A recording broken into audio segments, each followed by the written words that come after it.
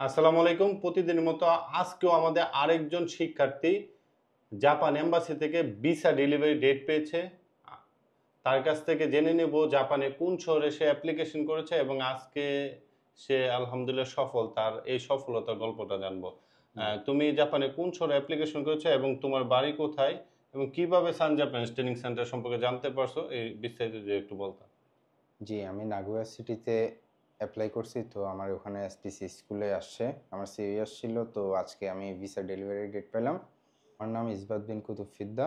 আমার বাড়ি চট্টগ্রাম, নথগাট্টুলি। তো আমি আমার বন্ধু থেকে সান জাপানের খোঁজটা পেলাম।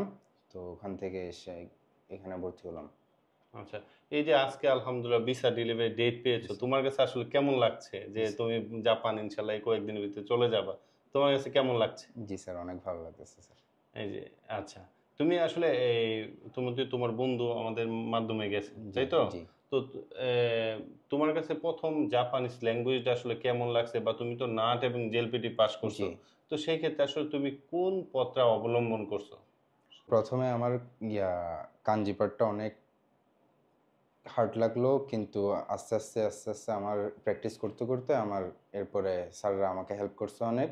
তো এটার মাধ্যমে আমার কাঞ্জি পার্ট এবং vocabulary গুলো আমার ক্লিয়ার হইছে। আচ্ছা, যারা নতুন জাপানে যেতে চায়, তোমার জি। মতো নতুন যারা জাপানে যেতে চায়, তাদের উদ্দেশ্যে কি পরামর্শ থাকবে? জি, সবাই আসতে পারে সান জাপানের মাধ্যমে, কারণ এদের ফাইল প্রসেসিং অনেক ভালো।